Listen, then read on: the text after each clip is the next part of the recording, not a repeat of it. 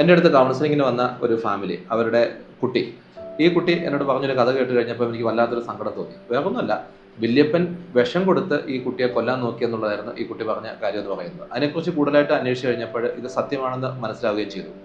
പക്ഷേ ഇത് പോലീസ് കേസാക്കിയോ അല്ലെങ്കിൽ അതുപോലുള്ള കാര്യങ്ങളൊക്കെ ചെയ്തോന്ന് ചോദിച്ചു കഴിഞ്ഞപ്പോൾ അവർ പോലീസ് കേസാക്കി.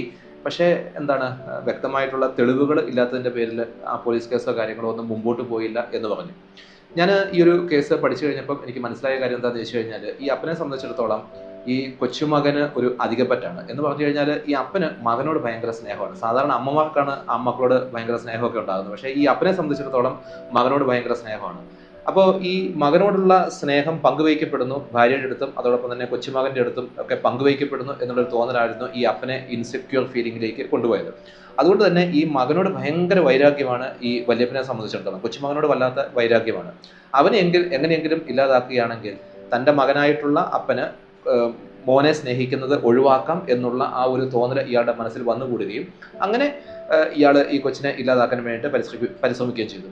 ഈ ഒരു കൗൺസിലിംഗ് പ്രോസസ്സിൽ ഞാൻ ശരിക്കും ചെയ്തത് എന്താണെന്ന് ചോദിച്ചു കഴിഞ്ഞാൽ, ഈ അപ്പൻ്റെ അടുത്തുനിന്ന് ഈ കൊച്ചുമകനെ മാറ്റി നിർത്തുന്നതിന് വേണ്ടിയിട്ടുള്ള സംവിധാനം ഉണ്ടാക്കിയെടുക്കുക എന്നുള്ളതായിരുന്നു. കാരണം ഏത് സമയത്ത് വേണമെങ്കിലും ഈ അപ്പൻ വൈരാഗ്യബുദ്ധിയോടുകൂടി ഈ കൊച്ചുമകനോട് പ്രവർത്തിക്കാം. ഈ കൊച്ചുമകൻ്റെ ജീവനം അപകടത്തിലാക്കാനുള്ള സാധ്യതയുണ്ട് എന്ന് മനസ്സിലാക്കി അതിന് ഉതകുന്ന രീതിയിലുള്ള കാര്യങ്ങളൊക്കെ ചെയ്തു.